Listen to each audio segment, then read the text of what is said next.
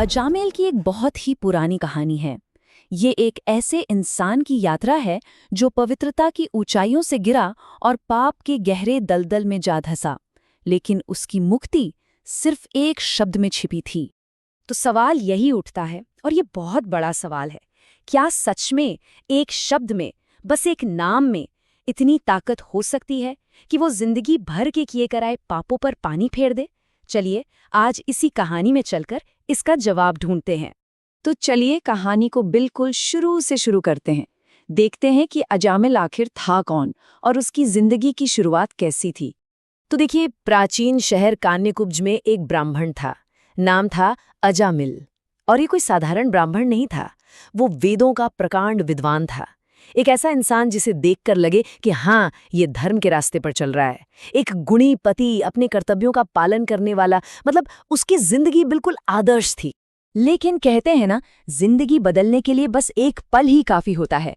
एक दिन अजामिल जंगल में पूजा के लिए फूल लेने गया और बस वहीं सब कुछ बदल गया। उसकी नजर एक महिला पर पड़ी और उस एक पल के मोह ने, उस एक पल की वासना ने उसके सारे पवित्र संकल्पों को तोड़कर रख दिया।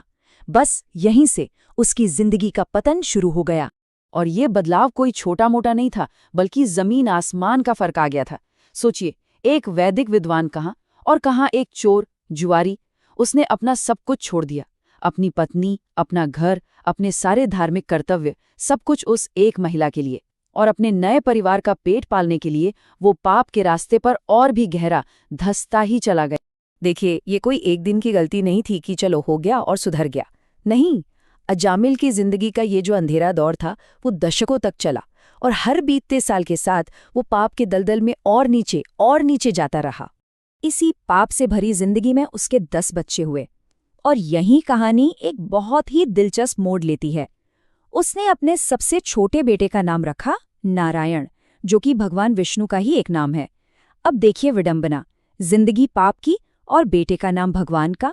और इस बच्चे से उसे इतना लगाव हो गया, इतना ज्यादा प्यार, कि वो उसी में रमा रहता। वक्त बीतता गया और अब अजामिल 88 साल का हो चुका था। शरीर अब जवाब देने लगा था और जैसे जैसे मौत नजदीक आ रही थी, उसके किए हुए सारे पाप एक एक करके उसकी आंखों के सामने आने लगे। उसे डरावने ख्याल आने लगे, उन भयानक सजाओं के दृश्य दिखने लगे जो शायद मौत के बाद उसका इंतजार कर रहे थे। और फिर वो घड़ी आ ही गई, हिसाब का वक्त। अजामिल को अब अपनी पूरी जिंदगी के कर्मों का सामना जो करना था। जैसे ही वो अपनी मौत के बिस्तर पर लेटा, वो आ पहुंचे 3 बहुत ही भयानक दिखने वाली आकृतियां। ये थे यमदूत, मृत्यु के देवता के दूत। उनके हाथ में फंदे, आंखों में आग, और वो सीधे अजामिल की आत्मा को घसीटकर नरक ले जाने के लिए आए थे। अब उन्हें देखकर अजामिल की तो रूह कांप गई। डर के मारे, घबराहट में उसने जोर से अपने सबसे प्यारे बेटे को आवाज लगाई, नारायण नारायण। वो तो बस अपने बेटे को पुकार रहा था। उसे ये बिल्कुल भी एहसास नहीं था कि इस घबराहट में वो असल में भगवान विष्णु का पवित्र नाम ले रहा है। और बस इसी एक शब्द ने सब कुछ पलट कर रख दिया। और बस यहीं से शुरू हुआ एक पापी की आत्मा के लिए एक ऐसा युद्ध जिसमें आमने सामने थी 2 दिव्य शक्तियां। अचानक पूरे कमरे में एक तेज दैवीय रोशनी फैल गई और उस रोशनी में से प्रकट हुए 4 तेजस्वी दूत। ये थे विष्णु दूत।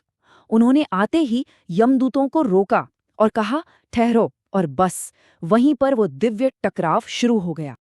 अब एक तरफ थे यमदूत जो अपना पक्ष रख रहे थे। उनका कहना सीधा था, इस आदमी ने जिंदगी भर पाप किए हैं, कर्म का नियम कहता है कि इसे नर्क की सजा मिलनी ही चाहिए। लेकिन दूसरी तरफ थे विष्णुदूत और उनके पास एक ऐसा तर्क था, एक ऐसी दलील थी जो कर्म के नियम से भी कहीं ऊपर थी। विष्णुदूतों ने जो समझाया वो हैरान करने वाला था। उन्होंने कहा कि भगवान के नाम में, सिर्फ उनके नाम में ही इतनी शक्ति है कि वो जन्मों जन्मों के पापों को काट सकती है। फिर चाहे वो नाम अनजाने में ही क्यों न लिया गया हो, सिर्फ नारायण कह देना ही आत्मा को शुद्ध करने के लिए काफी है।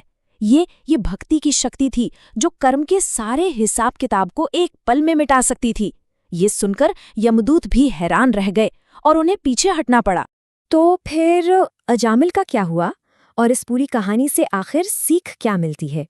मौत को इतने करीब से देखकर और इस पूरे चमत्कार का गवाह बनकर अजामिल अब वो पुराना अजामिल नहीं रहा था।